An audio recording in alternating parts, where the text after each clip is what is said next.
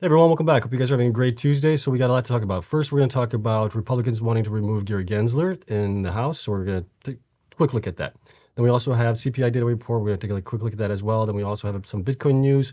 We also have Bitfarms providing update for their growth in June so far. Then we got Sphere 3D providing their May production update, which is actually pretty good. And then we have BitDigital providing their Q1 results. So we got a lot to go over. We'll take a look at how the markets did today. They were up for the most part. Bitcoin was kind of in between, along with Ethereum. Miners were up for the most part, though, which is good to see as well. So, as always, you guys know the drill here. This is not financial advice. We're going to only do your own research. And I'm investing in fund cleansing companies for full disclosure. And if you enjoyed this epic content, hit the like button, subscribe. Helps me out tremendously. So let's take a look at what's going on here in the markets here really quick. So in the markets, we can see that the S&P was up 0.69%, Dow Jones was up 0.43%, and the NASDAQ was up 0.12%. CPI data obviously came in today. We'll take a look at that. It was actually in line with what analysts were estimating. So that was good there. But tomorrow we have the FOMC meeting as well, and the markets are kind of skittish about that, what that might actually mean. But Bitcoin right now was actually, let's see here. Bitcoin was down, up today just barely. It was up 0.09% up to 25,930. It is still bouncing between our 200 weekly moving average or 200 daily moving average, which is our daily. Nope. It's between our 200 weekly moving average, which is our red line here, and the blue line, which is our 200 daily moving average. Right now. It's been doing that for the past couple of days here. We'll see how this goes forward. There's really no direction that we want to go in right now, but I still think we're going to be coming back down, possibly below our 200 daily moving average, going down to our support here at 23,824, around that line over there. Okay, Ethereum was today down actually. Ethereum was down 0.18% to 1,739, and it is kind of acting the same way as Bitcoin is right now. It did bounce off of the support here that it had at the 50-day moving average, 20-day moving average as well, lines here, which you can see up here, and it fell down. And now it's kind of bouncing off of the 200 daily moving average, which is the blue line right here. So kind of similar situation with what's going on with Bitcoin, but kind of in reverse. Okay. As for the miners, see how they did today. Annie was up 0.67% today. Argo was down 2.54%. BitDigital was today 5.08%. Bitfarms was up 0.85%. Cypher was up 3.72%. CleanSpark was up 3.19%. Cores was up 5.4%. DigiHost was down 6.04%. DMG was up 0.52%. Greenidge was down 1.85%. Hive was up 0.65%. Hut 8 was up 5.5% today, so that was good. Iris Energy was down 4.28%. Marathon was up 3.75%. Mawson was down 1.81%. Riot was up 0.2%. Soluna was up 2.55%. Stronghold was flat on the day at 0%. And TeraWolf was up nicely today, 8.33% on the day. So those are the miners, how they performed today, which was pretty good for them. All things considered, let's take a look at the network hash rate really quick as well. We'll refresh this right now. And on the 7-day average, we are reaching for 394 million terahashes right now. So that's kind of like our new high here. This is the average on the 7-day, I believe. Yep. So that's our new high there, all-time high right now. If we look at the 1-day average, we actually went up here to 415 million, came back down here to 374 million right now. So that is still going in the upward direction. Okay, that's it for those. Let's take a look at the stories that we do have here really quick. So Republicans introduced a bill to remove Gensler from SEC. And here's what we do have. In an attempt to reshape the Securities and Exchange Commission, two House Republicans, Representatives Warren Davidson and Tom Emmer, have introduced the SEC Stabilization Act. The bill aims to remove the position of SEC chair, currently held by Gary Gensler, and replace it with an executive director overseeing operations. It also suggests adding a sixth SEC commissioner to the existing 5 seats. The lawmakers argue that these changes will prioritize investor protection and ensure clear and consistent oversight rather than being influenced by the chair's personal agenda, which is kind of what's happening right now with what's going on with the SEC lawsuits against Coinbase and Binance and others. The bill comes as part of a growing criticism among influential Republican lawmakers, particularly regarding Gensler's stance on cryptocurrencies. Some lawmakers believe that the SEC's approach, characterized by what they call regulation by enforcement, that's kind of what I say that it is also, is flawed and not conducive to fostering market innovation and protecting customers. While Representative Emmer and Davidson have not yet commented on the bill, the proposed legislation signals a pushback against the current leadership of the SEC and a desire to reshape the regulatory landscape to better align with their priorities. And this is actually would be really good. We'll see how far this gets, but you definitely want the SEC to be there to oversee things and not basically act as a regulation by enforcement because they don't have the regulation for right now for cryptocurrencies as it is. So we need some regulations for that, and hopefully this will be the first step in getting those that we do need. Okay. Next is going to be the CPI data report here. This is pretty quick here. Inflation rose at 4% annual rate in May, the lowest in 2 years. So that's good news there. We were at 4.9, I believe, in April. So it's a nice decrease from where we were. So the consumer price index increased just 0.1% for the month and 4% from a year ago, the latter being the lowest level in about 2 years. So that's good there. Excluding food and energy, core CPI rose 0.4% and 5.3% respectively. All the numbers were in line with consensus estimates, and following the release, markets priced in a nearly 100% chance that the Federal Reserve will not raise interest rates this week, which is actually going to be tomorrow. Tomorrow we have the FOMC meeting. Before it was kind of pricing it in as 25% chance or 25 basis points possibly would go through. Now they're pricing in 100% chance that the Federal Reserve will not raise interest rates. So we would be kind of where we are right now, which would also be good. Okay, so that would be great for cryptocurrencies, the markets, I think, as well. But we'll see what we get tomorrow. We might get a little shock there if they raise it another 25 basis points, if that happens. Okay, so I just wanted to point that out. And then next is Bitcoin Sesaws back under 26,000 after CPI as investors await Fed rate hikes decision, which is happening obviously tomorrow. And the main thing that I wanted to get across here is in these couple paragraphs here. So the Fed now seems likely to halt its year-long campaign of monetary hawkishness. Just a year ago, the CPI was raging at 8.6, prompting the Federal Reserve to boost the federal funds rate by 75 basis points and sending risk-on assets spiraling. While today is good news for the U.S. economy on Bitcoin Bitcoin, any wobble that may come from tomorrow's interest rate decision or the looming recession in the U.S. horizon is also likely to prove beneficial for crypto assets. Tim Foster, CEO of digital wealth platform Yield App, wrote in an email to CoinDesk. Even altcoins, some of which have lost up to 30% over the past week, will benefit, he wrote. Frost suggested that the SEC suits had delivered certainty to markets by ending speculation about whether the agency would take legal action against two of the crypto industry's most prominent businesses. The suits may also force the courts and regulators to settle on a designation for cryptos as securities, commodities, or otherwise. And I agree. This is going to bring it into the forefront, get it in front of the courts, in front of the judges and everything else, and it might kind of backfire in the SEC to the point where they have to take other measures and possibly have regulations created for it as well.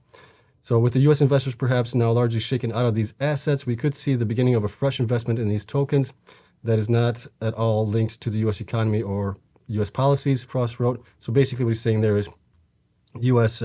Buyers are out for the time being until we get more certainty. They could see obviously more inflows from overseas into the coins and everything else. I don't know if I agree with that. I think there is still some people that are sitting on the sidelines. They saw this kind of maybe coming down the line, and this might now be a good time for people to get in. So we'll see if that's actually what's going to happen. But nonetheless, I think this is good for us. Even though it's short-term pain, I think long-term it's going to be definitely a win for the cryptocurrency space here. Okay, so let's get into some of the miners that we do have here news on. Bitfarms increases operational hash rate to 5.3 exahash, so they grew by about 300 petahash here in the last couple of weeks, which is good. So here's what they had to say. The first tranche of the 2,982 micro BT miners were installed and began hashing last week at our Rio Cuarto farm in Argentina. These miners contributed an additional 290 petahash, driving our hash rate to 5.3 exahash, said Ben Gagnon, chief mining officer at Bitfarms. With these new installations, operating capacity increased to 29 megawatts at Rio Cuarto and 207 megawatts company-wide. Additionally, the 3,300 miners are en route to Rio Cuarto and will improve production and energy efficiency at this facility when installed in July. So that's also good there. Jeff Lucas, chief financial officer of Bitfarms, added, with miner deliveries and installations progressing smoothly, we continue to execute on our strategy of accretive growth.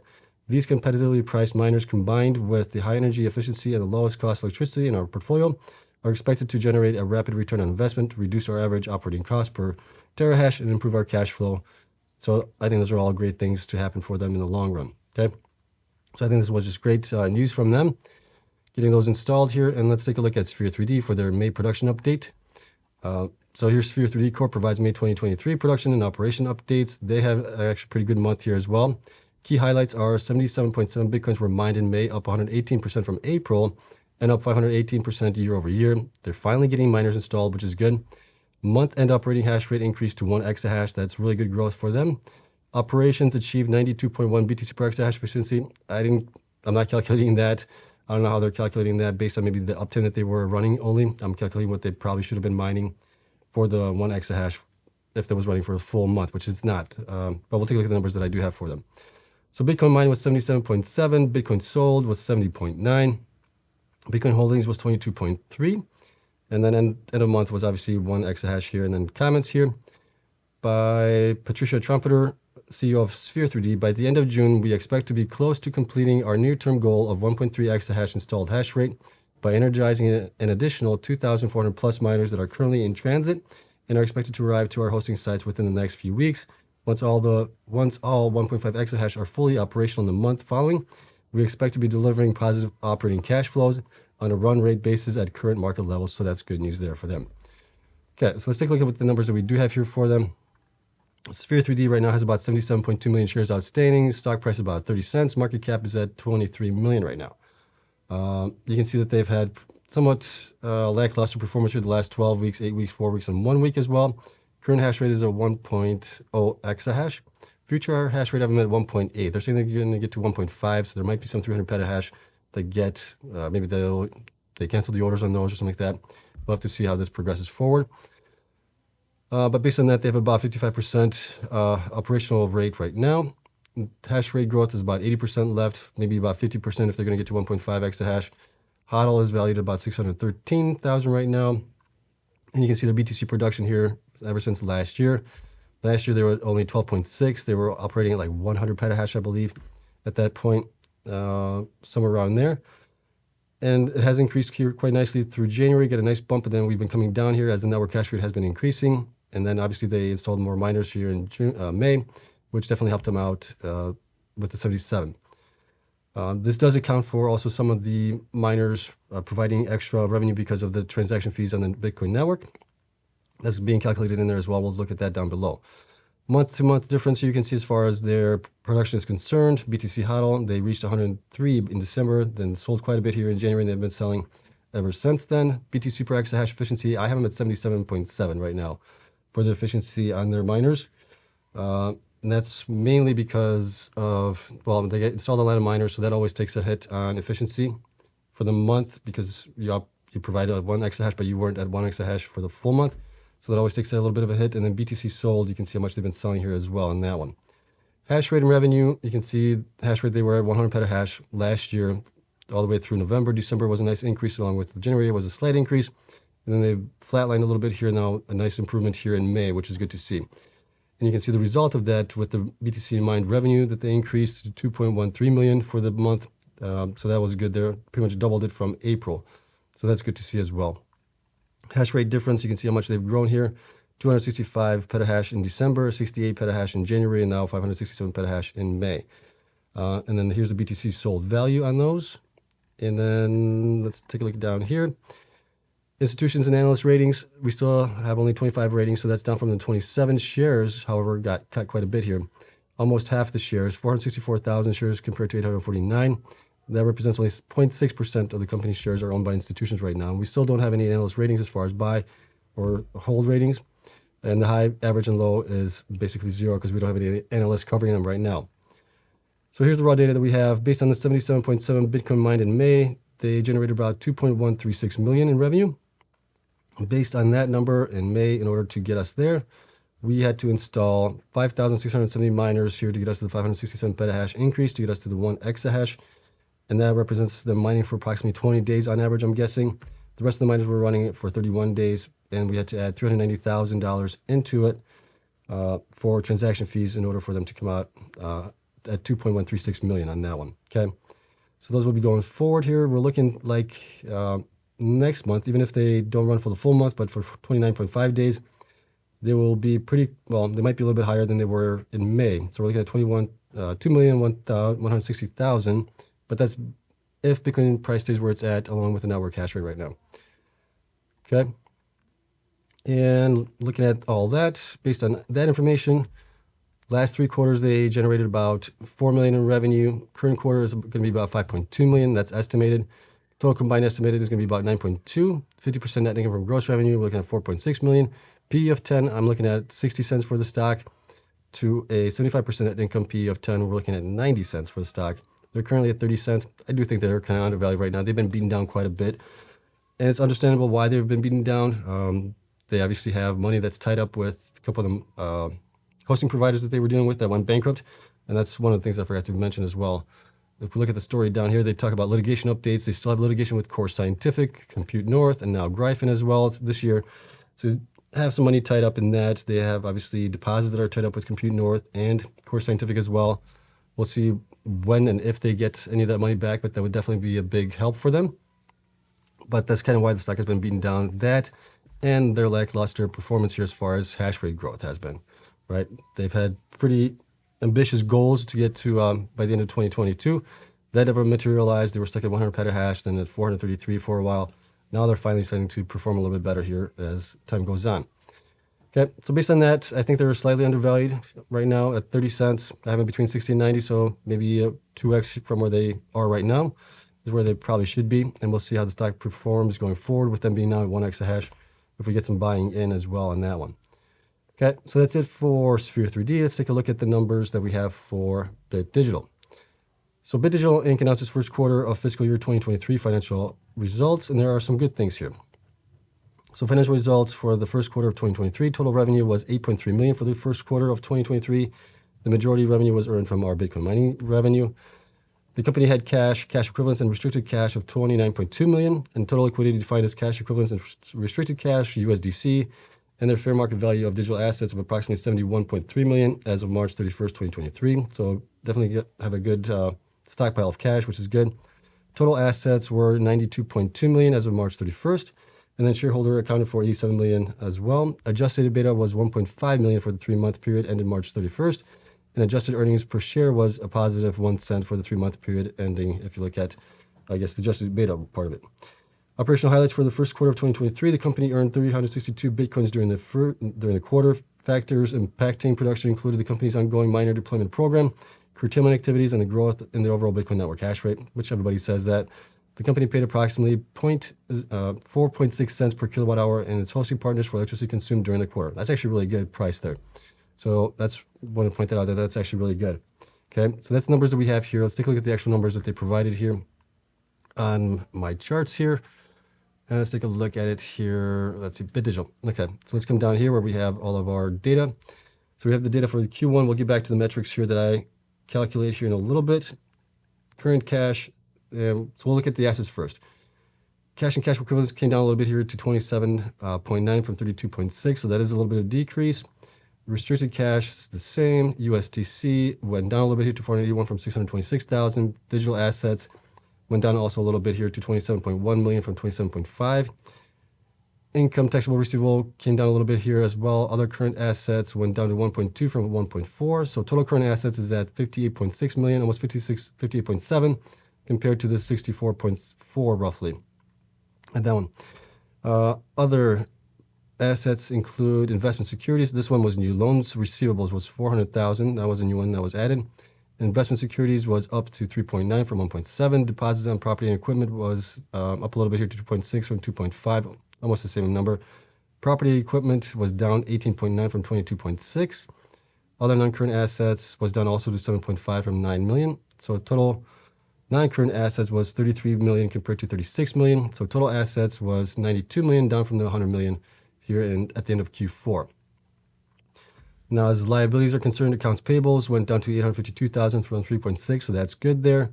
Accrued litigation settlement cost was 0 here from the 2.1 million that was reported in Q4. Other payable and accrued liabilities was down also to 1.2 from 1.7. So total current liabilities is down to 2.1 million compared to 7.4 million. That's a really good improvement there for them. And then long-term income tax payable was up a little bit here to 3,882,000 compared to 3,044,000. So total liabilities was down to 5.1 million compared to 10.4 million. So that's good there. And you can see the shareholder equity part of it. Total stockholder equity is at 86,900,000 compared to 89.9 million. Down a little bit, not much, but still down. And total liabilities and stockholder equity was down to 92 million from 100 million. So that's down a little bit there as well. Okay, revenues. So revenue was up to 8.2 million from 7.7 million at Q4. Q3 was actually their best quarter here so far at 9.13 million. But they at least beat their Q4 numbers, which is good. Expenses also came down here to 5.16 million compared to 6 million here, so that's good there. Like seeing that. And then depreciation and amortization also came down to 3.6 from 9.3. General administrative also came down to 5.1 from 8 million here on that one, so that's good there.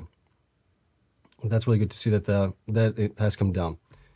Let's see here. What else do we have here? Then you got the gross profit minus depreciation percentage margin was at 37.49, so that has been increasing as well. So that's good to see, considering that Q4 was at 22.57%. Okay, other operating expenses, realized gain, loss on exchange of digital assets was 4.8 compared to 6.5. Impairment of digital assets was down to 2.2 million negative compared to 24, or 1.39 million positive here. Impairment of property was 0 this time around. Gain from disposal of property and equipment was 0 this time. Gain for sale and investment was 0 as well. And then other income was up to 849,000 from the negative 551 they had in Q4 here. So that's good there. So operating income loss was only 2.2 million here compared to a loss of 63 million in Q4. So definitely a lot better in that point. So with all of that being said, their basic and diluted net loss per share was only 3 cents compared to negative 79 cents. So that's good there as well. Okay. So overall, they've done a lot of good things here in this quarter to get the numbers looking a lot better. And then looking at some of the metrics that we do have here for them, the cost to mine 1 Bitcoin minus depreciation came in at 14.2 thousand, which is still on the higher end of where the miners are usually at, or at least some of the more efficient miners are. So that's still came in pretty high here. Current ratio definitely improved here to 27.9 from 8.6. Debt to equity ratio also improved here as well, down to 0.05 compared to 0.11. And then you can see that obviously the price to book, enterprise value, beta, and then revenue, general administrative came in at 62%, which is still pretty high. I'd like to see that get under 20% if at all possible.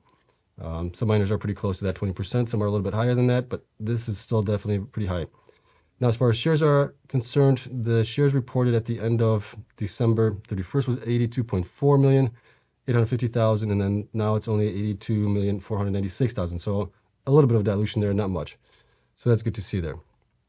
Again, based on all that information that we do have here, my numbers came in pretty close to what they reported. I had them at 8,239,198. They came in at 8,264,109. I was only off by 0.31% on my estimates as far as what they were going to be generating for the quarter. Really happy about that. So we're good there. That's been updated here for the numbers that we have for them up here. And based on the information here, where they're going to be growing and everything else, I have them at $4.04 with a P of 50% net income from gross revenue, to $6.06 with 75% net income. They're at $3.10. I do think they're undervalued right now. If we lower their PE because their growth might not be that lackluster, getting down to 10 for some of the other ones, we could see that they are possibly a little bit overvalued, right? They are at right now, let's see here, 1.19. They're supposed to get to about 2.2, so they still have quite a bit of growth left in them. That's why I'm at about 15. I think 15 would be a fair value for them. I mean, they're growing a little bit here. So in that case, they are still undervalued, in my opinion, for that portion of it all. Okay. Now, as far as the numbers are concerned here, you can see here last 4 quarters revenue. This is how it all acted here. This is the current quarter that we're in. This is an estimate. Last 4 quarter operating expenses. Best one so far was Q2. Might have been Q1 even before that, but we're only going back to 4 quarters. So it has been coming down ever since Q3, which is still good. Cost to mine has been pretty level here ever since Q4. They were at 18.1 at the end of Q2 of last year. Now they're at 14,000 something, so that's pretty good there. Bitcoin mine per quarter has been coming down as well. That's to be expected. Their growth hasn't been that bad, hasn't been that good. But the also network hash rate has been increasing, so that has always resulted in low revenues. Debt to equity ratio, you can see how that's been playing out here. That coming back down is good to see as well. Current ratio going back up higher than it was before is also good. And then total current assets, you can see that has been coming down each quarter as well, but so has their total current liabilities. That has come down here in Q1 as well. So that's good to see. So overall, I think they're doing all the right things. Still would love to see, like I said, the percentage of general and administrative compared to the revenue coming way down for that. And I think once they get more miners installed and everything else, that will help out with that. And just getting more miners installed. They just got to do really well on that. They do have the cash and everything else to grow even further if they want to. We'll see how far they do grow this year. Okay. So that's it. Let me know what you guys think of all of this. Obviously, all this data is going to be available to my Patreon members. Thank you to everyone there. Thank you to all the YouTube members as well. I'll get you guys these dashboards, screenshots posted probably tomorrow. And then we'll see what happens tomorrow with the FOMC. We'll see how Bitcoin reacts to that. That's going to be happening about 1 o'clock, I believe. And then, yeah, we'll see what happens. Other than that, thank you so much for watching. I hope you guys enjoyed. If you did, hit the like button, subscribe. Helps me out tremendously. And I'll see you guys in the next one. Bye.